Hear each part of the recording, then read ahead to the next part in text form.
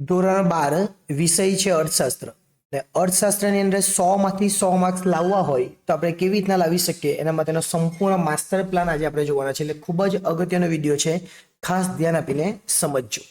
સૌપ્રથમ વિભાગ એ, તો વિભાગ એ માં આપણને 20 MCQ પૂછાવાના છે. ક્યાંથી પૂછાવાના એ પછી જોઈએ.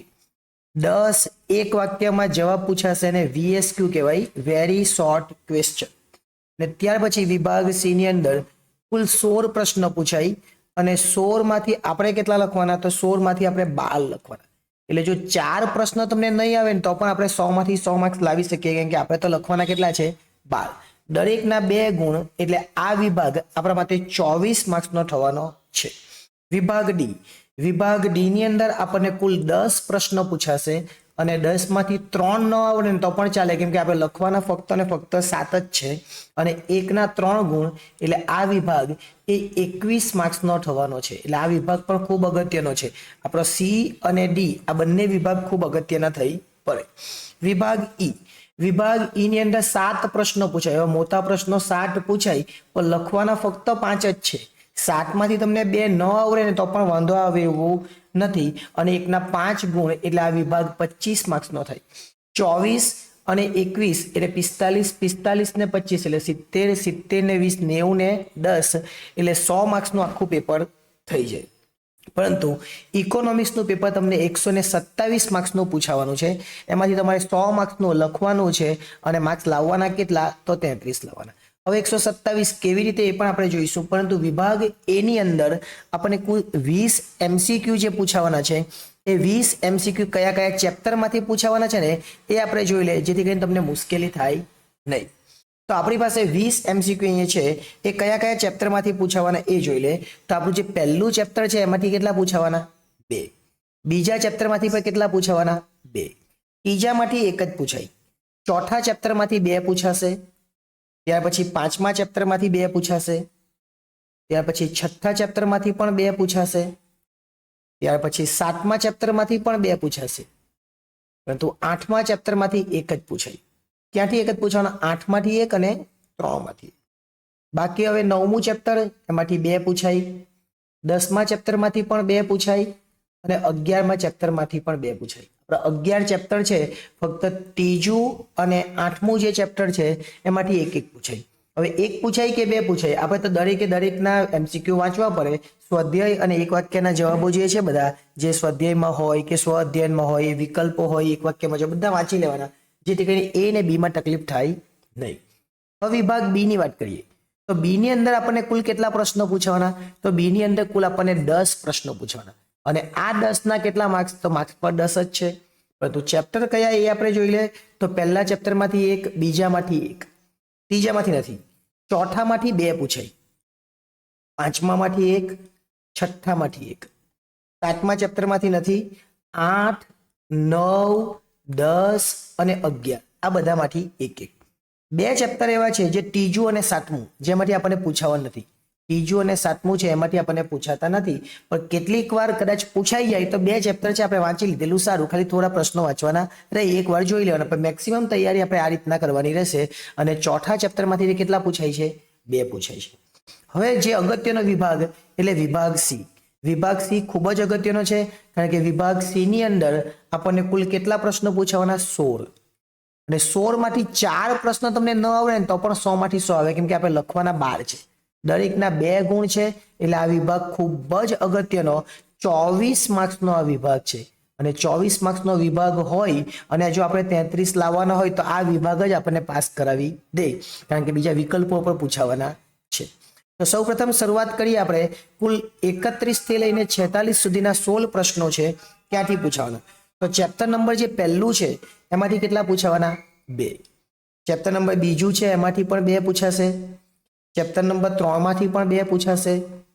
ચેપ્ટર નંબર 4 માંથી પણ 2 પૂછાશે.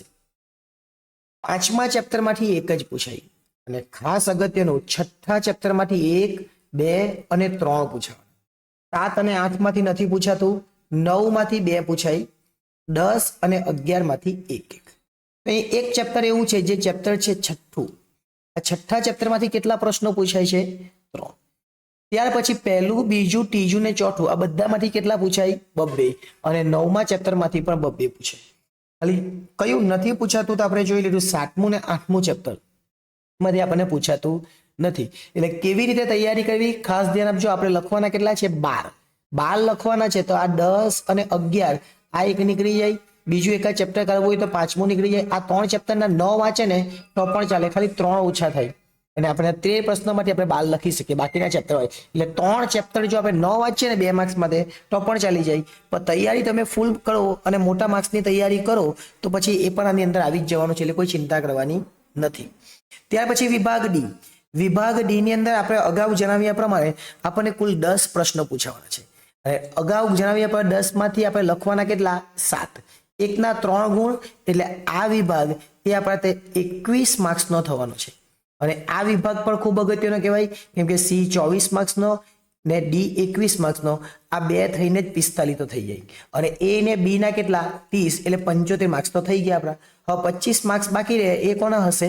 એ ઈ ના હશે. પણ આ વિભાગ આપણા માટે ખૂબ અગત્યનો થઈ પડશે, કારણ કે 7 પ્રશ્નો લખવાના છે ને 10 માંથી 7 છે. એટલે તમને જો 3 પ્રશ્નો નહીં આવડે ને તો પણ ગભરાવા જેવું નથી. ચાલો, જે પહેલું ચેપ્ટર છે એમાંથી એક જ પૂછાય. બીજા ચેપ્ટરમાંથી 2 પૂછાય. બીજામાંથી કેટલા? 2. ત્રીજા અને ચોથામાંથી નથી પૂછાય. 5મામાંથી 1, 6મામાંથી 1, 7મામાંથી 1, 8મામાંથી 1. ત્યાર પછી જે 9 નંબરનું ચેપ્ટર છે એમાંથી 2 પૂછાય અને 10 નંબરના ચેપ્ટરમાંથી 1 પૂછાય. 11મા ચેપ્ટરમાંથી પૂછાતો નથી, એનું આપણે ધ્યાન રાખવાનું. શેમાંથી નહીં પૂછાય? તો બીજું, ત્રીજું ને 11. બીજું ચેપ્ટર, ત્રીજું ચેપ્ટર ને 11મું ચેપ્ટર, એમાંથી આપણને આ પ્રશ્ન નથી પૂછાવાનો, એ આપણે ખાસ ધ્યાન રાખીશું, જેથી કરીને એમાં આપણને મુશ્કેલી ન થાય. હવે છેલ્લો વિભાગ અને પછી કયા ચેપ્ટરમાંથી કેટલા માર્ક્સનું પૂછાવાનું ને એ પણ આપણે જોઈ લઈશું, એટલે આપણને મુશ્કેલી ન થાય. ચલો, 57 થી લઈને 63 સુધીના પ્રશ્નો હશે. પહેલા ચેપ્ટરમાંથી નથી, બીજામાંથી નથી, ડાયરેક્ટ ત્રીજા ચેપ્ટરમાંથી છે. ચોથામાંથી નથી, ડાયરેક્ટ 5મા ચેપ્ટરમાંથી છે. ત્યાર પછી 6ઠામાંથી નથી, 7મામાંથી 2 પ્રશ્નો છે, એટલે 7મું ચેપ્ટર તો કરી જ લેવાનું. 7મામાંથી કેટલા પ્રશ્નો? 2. 8મામાંથી 1 પ્રશ્નો, 9 અને 10 નથી, 11મામાંથી 2 પ્રશ્નો. લખવાના કેટલા છે આપણે લખવાના છે 5. તો આ 4 તો થઈ ગયા 2 ચેપ્ટરમાંથી જ. ખાલી 7મું ને 11મું કરો એટલે તમારું કામ થઈ જાય. અને આ 3 ચેપ્ટરને આપણે જોઈ લેવાનું, જેથી કરીને આપણે 5 પ્રશ્નો લખો તો વાંધો નહીં આવે. પણ 7 અને 11 તો કમ્પલસરી કરી લેવાનું. જો 7 અને 11 કરી લીધું તો 4 પ્રશ્નોને તમે સારામાં સારી રીતે ન્યાય આપી શકો. આપણે 5 લખવાના છે, બાકીના જે 3 રહ્યા એ 3માંથી કોઈ પણ એક લખી દેવાનું. પણ 7મું ને 11મું ચેપ્ટર તો આપણે કરી જ લેવાનું, જેથી મુશ્કેલી થાય નહીં. હવે સૌપ્રથમ વાત કરીએ કે ઓપ્શન સાથે કેટલા માર્ક્સનું ને કેવી રીતના પૂછાવાનું એ. તો ઓપ્શન સાથે વાત કરીએ તો વિભાગ એ ની અંદર 20 પ્રશ્નો અને ઓપ્શન સાથે બી 20 જ રહેવાના. અહીંયા 10 પ્રશ્નો અને ઓપ્શન સાથે બી 10 માર્ક્સ જ રહેવાના. અહીંયા પૂછાવાનું કેટલું? તો આપણે 12 કીધું, 12 24 માર્ક્સ હતા, પણ પ્રશ્નો પૂછાવાના 16, એટલે ઓપ્શન સાથે 32 માર્ક્સનું થવાનું. કેટલા માર્ક્સનું? 32 માર્ક્સનું. ડી ની અંદર આપણને પ્રશ્નો પૂછાવાના 10, પરંતુ લખવાના 7, એટલે આપણે 21 માર્ક્સ ગણેલા હતા. ઓપ્શન સાથે 10 એટલે કેટલા થવાના? 10 તાલી 30. ફરીથી આપણને 5 પ્રશ્નો લખવાના એટલે 25 માર્ક્સ થાય, પરંતુ ઓપ્શન સાથે 7 એટલે કેટલા થવાના? 35 માર્ક્સ. એટલે આપણે આ 20, 10, 24, 21 અને 25 કરીએ ને તો 100 થાય. પરંતુ આ 20 ને 10 30, 30 ને આ 32, એટલે 62 તો અહીંયા જ થઈ ગયા. 62 ને આ કેટલા થઈ ગયા? 65 થઈ ગયા. 30 અને 35, 65 ને 62 એટલે 127. 127 માર્ક્સનું આપણને અઠવા સાથે એટલે કે વિકલ્પ સાથે પૂછાશે. અને એવું બી નથી કે અઠવા એટલે આપણે તો 16માંથી કેટલા? 12. હવે 16માંથી તમને જે 12 આવડે તે લખવાના, નહીં કે ઓપ્શન. ત્યાર પછી 10માંથી કેટલા? 7. તમને જે 7 આવડે તે લખવાના. અને ત્યાર પછી ઈ ની અંદર 7માંથી 5, આપણને જે 5 આવડતા હોય તે લખવાના. એટલે આપણે સારામાં સારા માર્ક્સ મેળવી શકીએ. હવે જે 127 માર્ક્સ છે એ 127 માર્ક્સમાં ચેપ્ટરમાંથી કેવી રીતના પૂછાવાનું એ પણ જોઈ લે, જેથી ખબર પડે કયા ચેપ્ટરને આપણે વધારે ન્યાય આપવાનો. તો ચેપ્ટર નંબર જે પહેલું છે એમાંથી 10 માર્ક્સનું પૂછાય. ચેપ્ટર નંબર બીજું છે એમાંથી 13 માર્ક્સનું પૂછાય. ત્રીજા ચેપ્ટરમાંથી 10 માર્ક્સનું પૂછાય. ચોથા ચેપ્ટરમાંથી 8 માર્ક્સનું પૂછાય. 5મા ચેપ્ટરમાંથી 13 માર્ક્સનું. 6ઠ્ઠા ચેપ્ટરમાંથી 12 માર્ક્સનું. 7મા ચેપ્ટરમાંથી 15 માર્ક્સનું પૂછાવાનું છે. અને પછી 8મા ચેપ્ટરમાંથી 10 માર્ક્સનું. 13 માર્ક્સનું, 9મામાંથી 8 માર્ક્સનું અને 15 માર્ક્સનું.